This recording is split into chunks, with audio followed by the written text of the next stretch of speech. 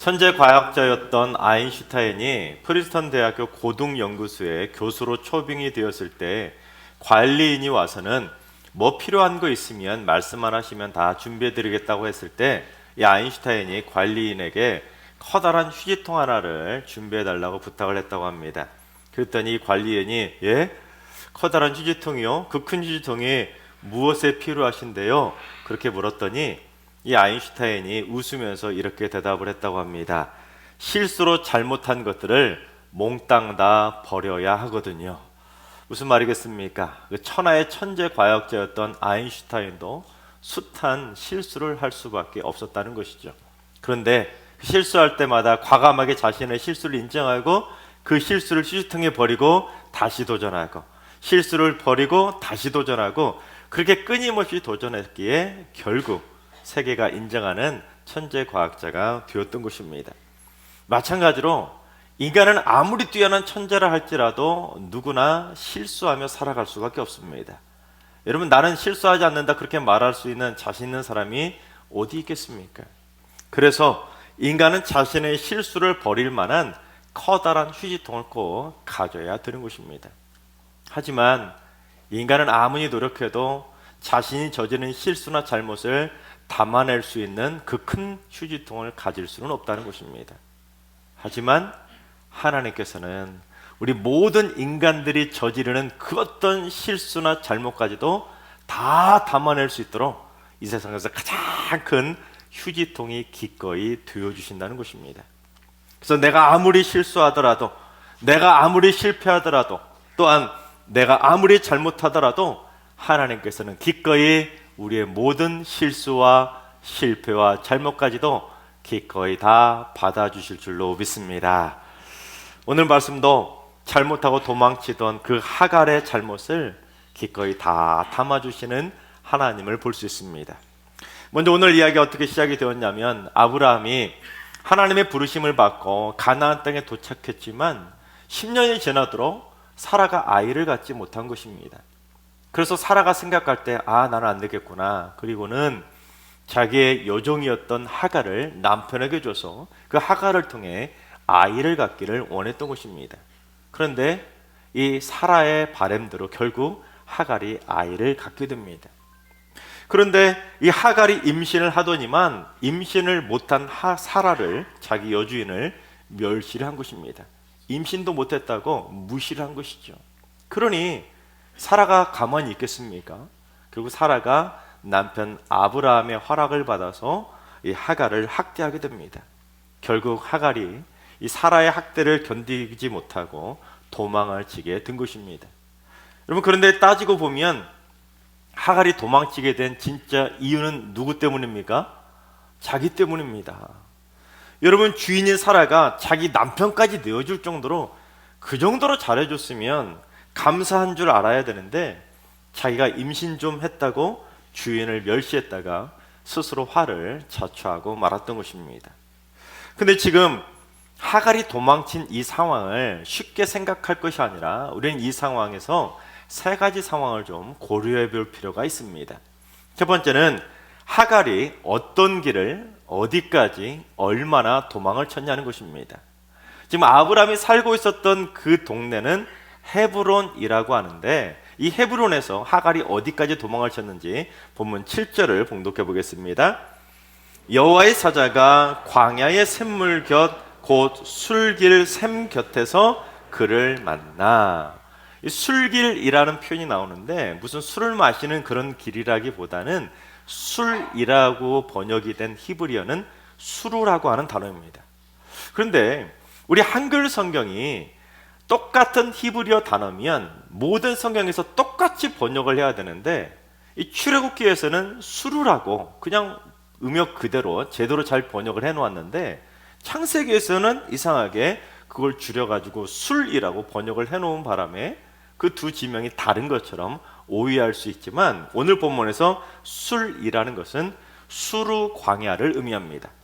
그러니까 하갈이 헤브론이라는 곳에서 도망을 쳐서 수루 광야길로 도망을 치다가 그 광야 곁에 있는 샘 곁에서 여호와의 사자를 만나게 되었다는 것입니다. 그리고 하갈이 도망친 것을 조금 더 자세히 기록한 14절 말씀도 한번 봉독해 보겠습니다.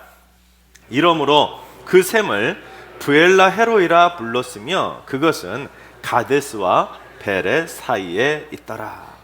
하갈이 수르 광야길로 쭉 도망치다가 샘물을 하나 만나게 되었는데 그 샘물 이름을 브엘라 헤로이라고 이름을 주었는데 그곳이 어디에 있었냐면 이 가데스와 베렛 사이에 있었다는 곳입니다. 정확한 어느 정도의 지명을 위치를 파악할 수 있지 않겠습니까? 그런데 처음에 출발했던 헤브론부터 이 샘물까지는 거리를 따지면 아무리 못 잡아도 약 100km 정도 떨어진 곳입니다. 그러니까 하갈이 지금 헤브론에서 무려 100km나 도망을 쳤다는 것이죠. 두 번째는 하갈이 지금 어떤 몸 상태를 가지고 도망을 쳤냐는 것입니다. 여러분 지금 하갈의 몸 상태가 어떤 상태입니까? 임신한 상태입니다. 임신한 몸을 가지고 지금 그 먼 곳을 도망을 쳤다는 것입니다. 게다가 하갈의 신분이 뭡니까? 종입니다. 종인데 어떻게 자기가 도망칠 때 또 다른 종을 거느리고 도망칠 수 있겠습니까? 무슨 돈이 있어서 낙타나 나귀를 타고 편하게 도망쳤겠습니까? 그러니 하갈은 임신한 몸으로 그 험난한 광야길을 무려 혼자서 100km를 도망쳤다라는 것을 알 수가 있는 것입니다. 세 번째는 하갈의 최종 목적지가 어디였냐는 것입니다. 창세기 16장 1절을 봉독해 봅니다. 아브라함의 아내 사레는 출산하지 못하였고 그에게 한 여종이 있으니 애굽 사람이요 이름은 하갈이라. 하갈이 어디 사람이라고요? 애굽 사람이라는 것입니다. 그러니 사라로부터 학대를 받자 그 구박을 못 이기고 고향 생각이 났기에 고향 애굽으로 가는 길에 있는 수르 광야길로 가다가 그곳에서 한 샘물 곁에서 여호와의 사자를 만났다는 것입니다. 자, 여기까지 보면 지금 말로만 설명을 드리니까 이게 얼마나 심각한 상황인지를 잘 이해하지 못하실 텐데 지도를 한번 보겠습니다. 이 아브라함이 살고 있었던 동네는 헤브론입니다. 헤브론, 이 오른쪽 위쪽에 있는 헤브론. 그래서 가나안 땅 중남부 지역에 있던 헤브론입니다. 그리고 오늘 본문에 나오는 수르 광야라는 곳이 어디냐면 애굽 즉 이집트와 가나안 땅 사이에 있는 이 거대한 광야 지역을 수르 광야라고 합니다. 여러분 이런 광야길을 임신한 몸으로 100km를 걸어갔다?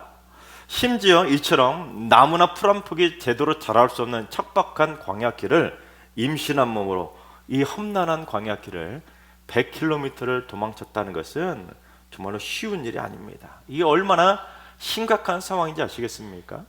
하갈은 무슨 바로 옆동네로 도망친 게 아닙니다.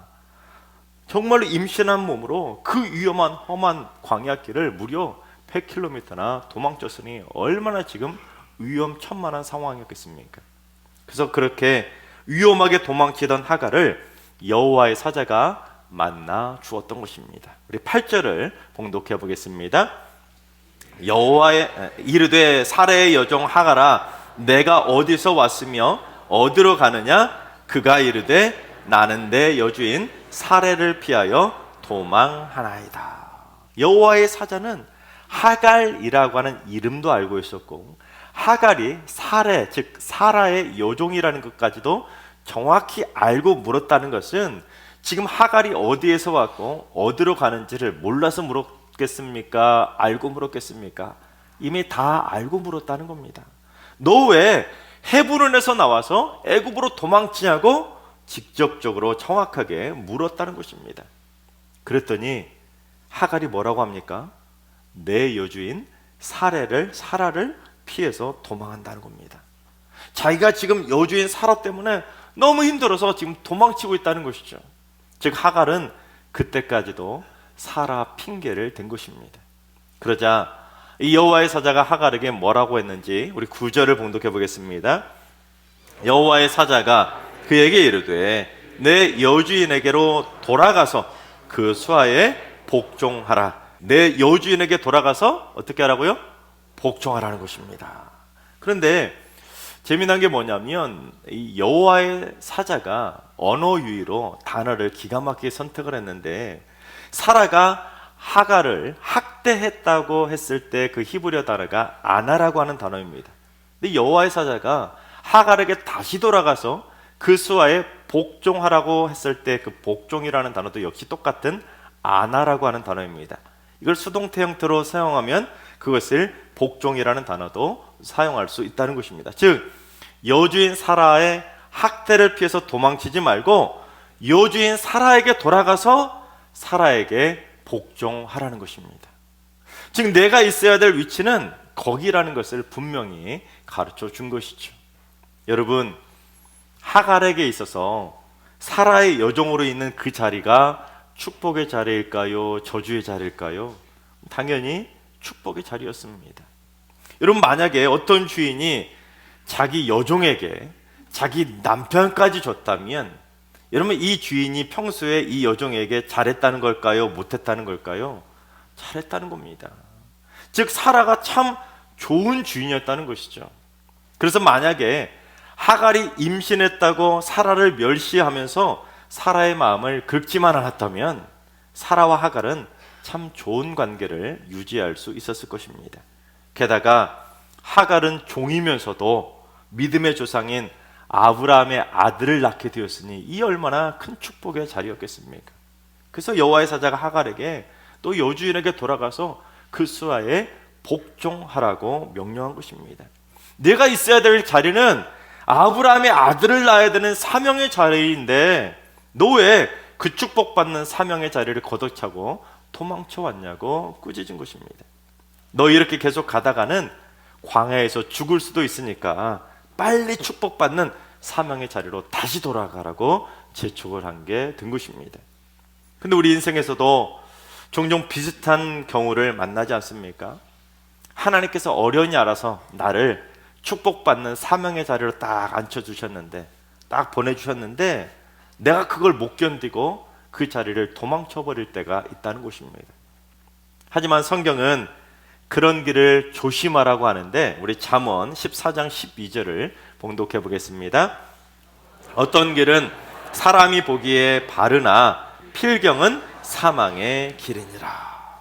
얼핏 보면 내가 선택한 길, 내가 도망친 길, 내가 가고 있는 내가 원하는 이 길이 바른 길이라고 생각했기에 그 길을 걸어갔지만 사실은 그 길이 나를 죽이는 사망의 길일 수도 있다는 것입니다. 그래서 우리는 정신을 바짝 차리고 인생의 방향을 똑바로 잘 잡고 가야 된다는 것이죠. 그래서 우리 한번 따라해 볼까요? 방향을 잘 잡아야 방황하지 않는다. 자, 그렇다면 우리가 방황하지 않고 우리가 인생의 방향을 잘 잡고 가려면 어떻게 해야 되느냐? 첫째는 나를 살피고 계시는 하나님을 범사에 인정해야 하는 것입니다. 우리 잠언 3장 6절을 봉독해 보겠습니다. 너는 범사의 그를 인정하라. 그리하면 내 길을 지도하시리라. 인간이 하나님을 인정하지 않으면 하나님께서 그의 길을 지도해 주시지 않으니까, 인도해 주시지 않으니까 결국 방황할 수밖에 없다는 것입니다. 하갈은 사라의 여종이었기 때문에 하나님께서 아브라함과 사라를 선택하셨다는, 즉 선택받은 자들이라는 것을 분명히 알았을 것입니다. 그런데 10년이 지나도 이 사라가 아이를 갖지 못하고 누가 아이를 가졌습니까?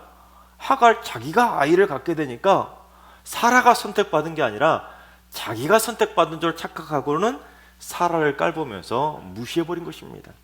즉 하갈은 사라를 선택해 주신 하나님을 인정하지 않고 자기가 선택받은 줄 착각하고는 어깨에 힘이 잔뜩 들어가게 되었던 것입니다.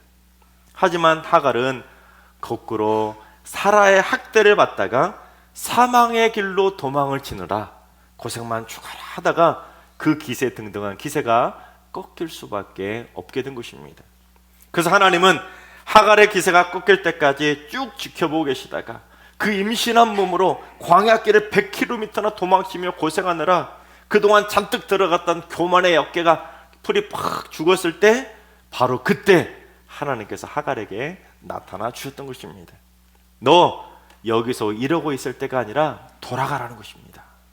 만약에 하갈이 그때 다시 헤브론으로 돌아가지 않았다면 그 우물에서, 그 샘물에서 애굽까지 가는 길이 훨씬 더 많이 남았고 그 남은 길이 훨씬 더 험난한 광야 길이었기 때문에 이 하갈은 애굽으로 가는 도중에 출산은 고사하고 가다가 죽었을 것입니다. 근데 하갈은 여호와의 사자를 만나고 난 뒤에 드디어 하나님을 인정하게 되었던 것입니다. 그래서 여호와의 사자의 말에 순종하고 방향을 고쳐잡고 다시 헤브론으로 돌아가자 결국 하갈은 광야에서 죽은 것이 아니라 오히려 하나님께서 주신 축복의 아들인 이스마엘을 낳을 수가 되었다는 것입니다. 그러니까 하갈이 처음부터 임신했다고 사라를 무시하거나 멸시하지 않았으면 사라로부터 아들 낳아줬다고 참 좋은 대접 받았을 텐데 괜히 사라를 멸시했다가 구박만 받고 도망치다가 괜히 할 필요도 없는 쓸데없는 고생을 한 거나 마찬가지라는 것입니다. 여러분 다시 한번 따라해 볼까요? 방향을 잘못 잡으면 쓸데없이 고생만 한다. 그렇습니다. 실제로 우리 인생에서 방향 한번 잘못 잡았다가 여러분 쓸데없이 고생하는 경우가 얼마나 많이 있습니까? 하다못해 운전대 한번 잡고 운전하다가 길 한번 잘못 들어도 고생하는 것이 우리의 삶인데 하물며 우리의 인생길에서 길을 잘못 든다면 우리가 얼마나 고생하겠습니까? 그래서 여호와의 사자가 친절하게 이 하갈이 정신 바짝 차리도록 하갈의 아들의 이름까지 지어주었는데 우리 11절을 봉독해 보겠습니다. 여호와의 사자가 또 그에게 이르되 내가 임신하였은즉 아들을 낳으리니 그 이름을 이스마엘이라 하라. 이는 여호와께서 내 고통을 들으셨음이니라. 하나님께서 하갈의 고통을 모르시고 있는 것이 아니라 하갈의 고통을 다 보시고 다 듣고 계셨다는 것입니다.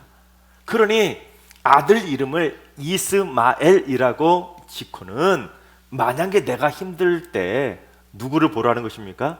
이스마엘을 보라는 거예요. 이스마엘의 이름의 뜻이 뭐예요?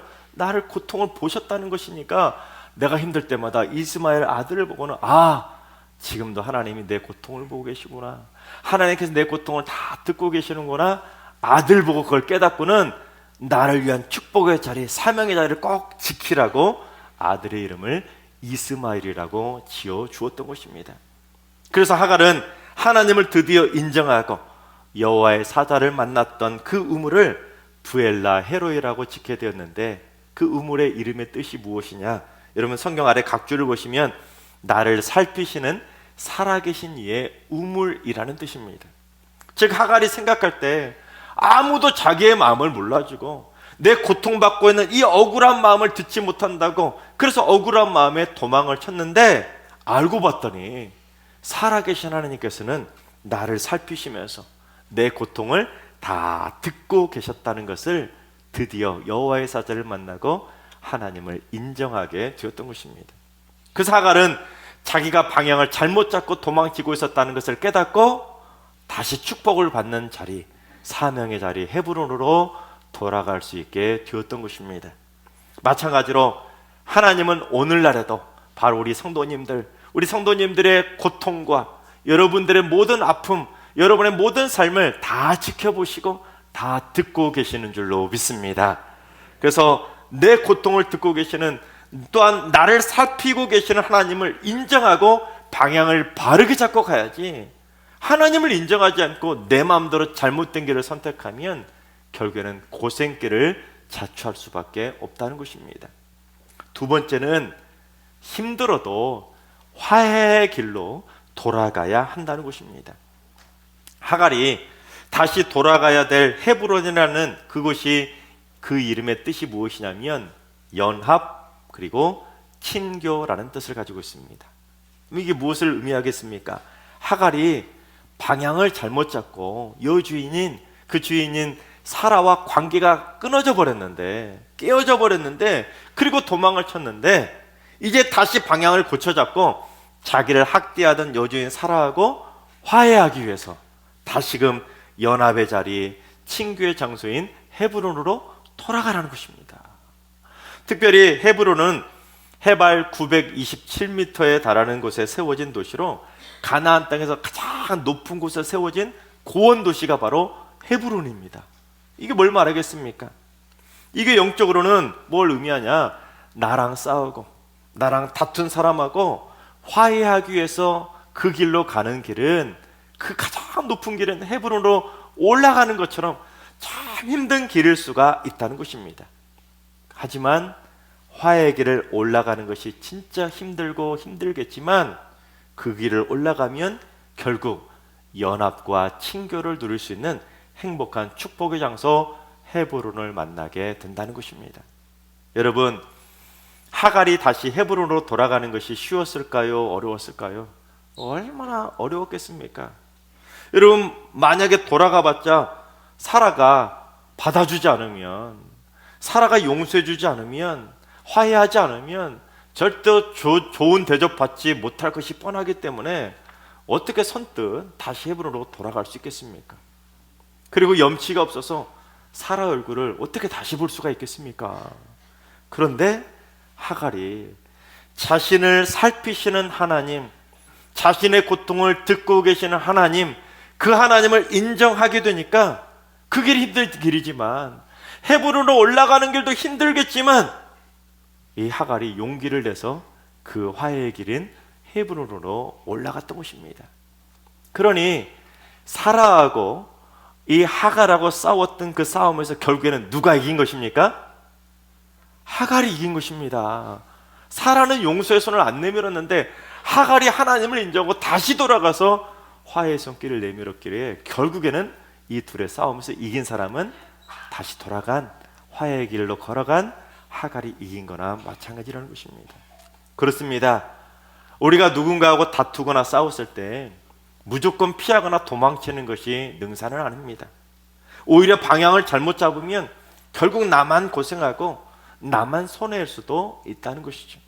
그러나 방향을 다시 돌이켜서 제대로 잡고 내가 먼저 손 내밀기 위해 화해의 길로 돌아선다면 그게 진짜 힘들겠지만 결국에는 다시 행복하게 연합과 친교를 누릴 수 있게 된다는 것입니다. 세 번째는 내게 주어진 삶에 감사하면서 행복하게 사명을 감당해야 된다는 것입니다. 그래서 하갈도 하나님을 인정하고 헤브론으로 다시 돌아가 자신에게 이스마엘을 선물로 주신 하나님께 감사하면서 행복하게 아들을 키우게 되었던 것입니다. 그래서 내가 지금 힘들어하고 내가 불평하고 원망하고 싸우고 다퉈서 도망쳤던 그곳이 바로 사실은 하나님께서 내게 주신 가장 중요한 축복받는 사명의 자리, 부름의 상을 받을 수 있는 하나님의 축복의 자리라는 것을 꼭 기억할 필요가 있다는 것입니다. 하나님께서 사랑하신 여러분, 우리 모두 인생의 방향을 잘못 잡아서 절대로 방황하거나 고생하지 않기를 바랍니다. 나를 살펴주고 계시고 나의 고통을 듣고 계시는 하나님을 범사에 인정하시고 하나님이 원하시는 사명의 자리로 돌아갈 수 있기를 바랍니다. 그리고 힘들겠지만 우리 모두 다 같이 용기를 내서 화해의 길을 올라가서 내가 먼저 손 내밀어서 우리 모두 화해할 수 있길 바랍니다. 그리고 내게 주어진 삶의 자리에 감사하면서 날마다 즐겁고 행복하게 살아가게 되시기를 주님의 이름으로 축원합니다.